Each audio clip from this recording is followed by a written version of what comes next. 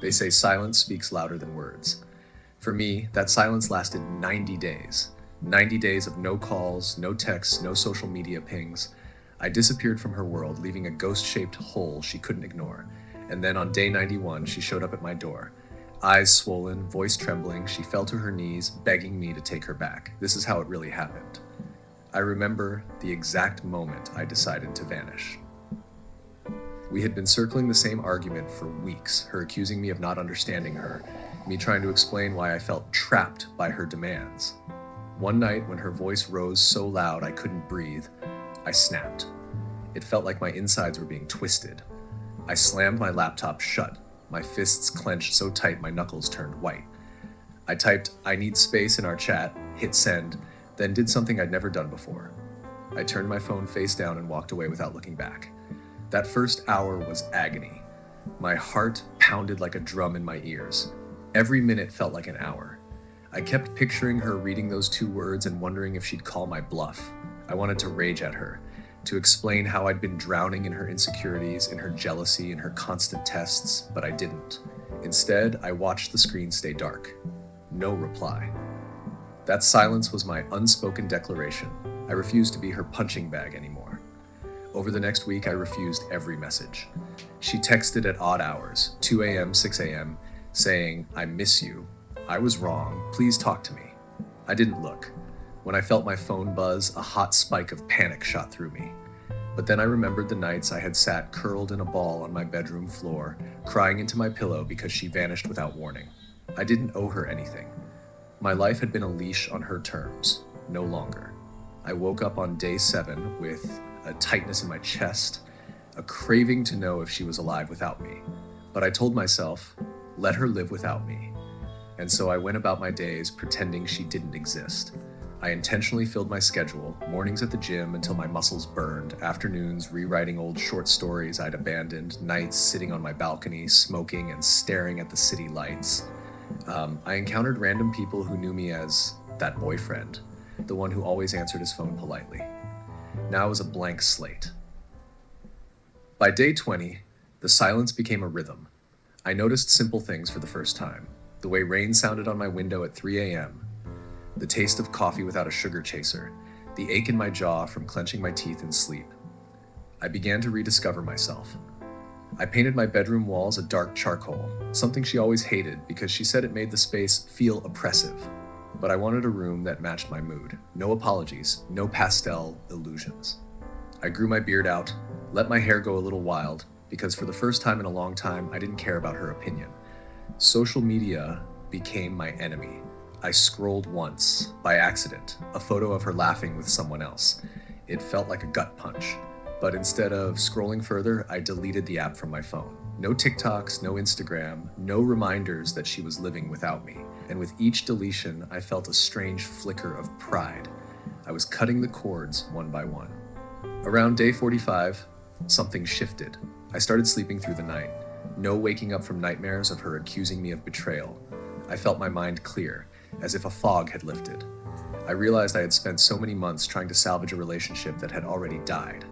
I saw her texts in my mind. "You don't love me enough. If you really cared, you'd do this for me." Every demand, every guilt trip, they felt hollow now, like echoes of someone else's voice. I was tired of being her emotional crutch. Work became my sanctuary. I threw myself into big projects, late nights editing videos, mornings drafting blog posts for my new channel. I remembered how proud I was when I posted my first video, how her halfway compliment felt like a noose tightening around my throat. Now, I worked for me. I planned out content, wrote scripts, booked a professional mic. It was like planting seeds in soil I had finally tilled for myself. Then came day 90. I woke up with a strange calm, as if I'd emerged from a storm that wrecked my life but left me standing. I sat at my desk, staring at my blank notepad. I knew tomorrow was a milestone, 90 days of no contact.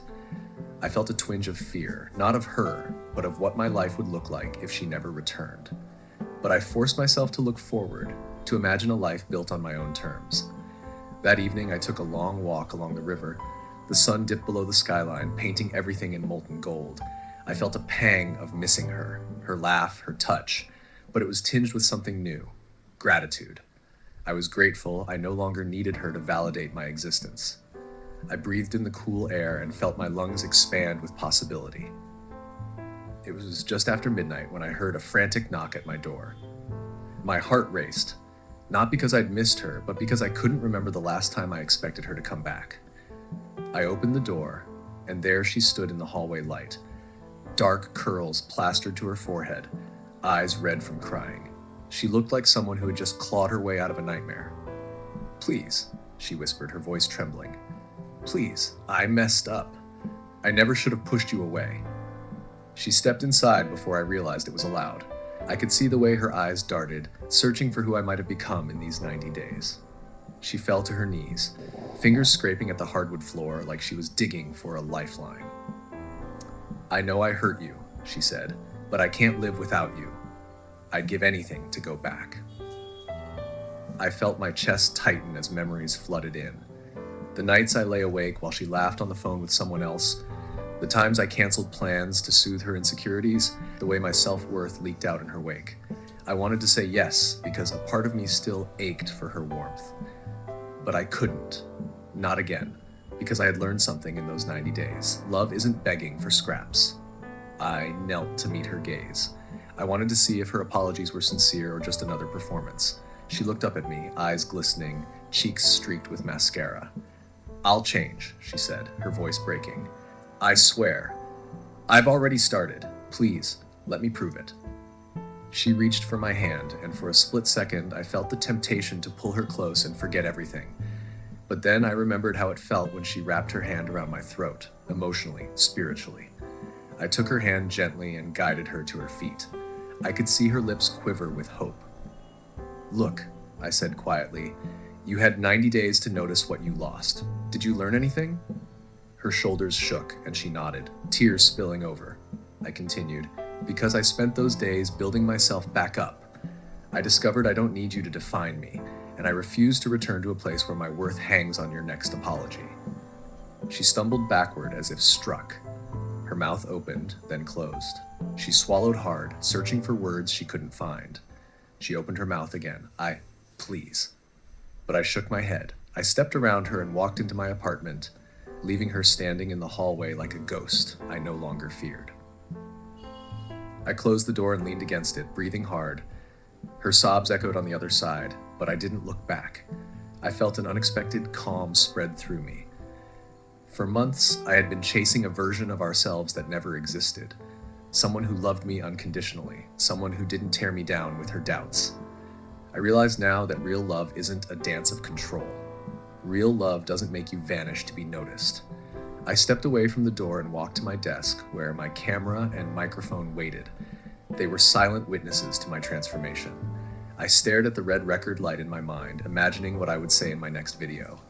I realized the most powerful asset I had was my story. How I walked away, how I built myself, how I refused to beg. And I knew other men needed to hear it. So here I am, telling you this truth. Going silent for 90 days isn't cruelty, it's clarity. It's demanding respect by refusing to be disrespected. It's finding out what you're made of when you're alone in the dark. And when you emerge, you're no longer a boy begging for affection. You're a man who values himself enough to walk away. If this resonates with you, if you've ever found yourself begging for someone who kept you on a leash, subscribe to my channel. I'm building a space for men who refuse to sacrifice their self-worth for fleeting moments of validation. Each week, I share the unfiltered truth, stories of redemptive silence, hard-won boundaries, and the reclamation of self. Hit that subscribe button and join a brotherhood of men who refuse to be broken again. Because when she came back begging, I realized the power of my absence was stronger than any apology she could muster. And now, my silence is my shield, my voice is my weapon, and my life, united with purpose, is unbroken.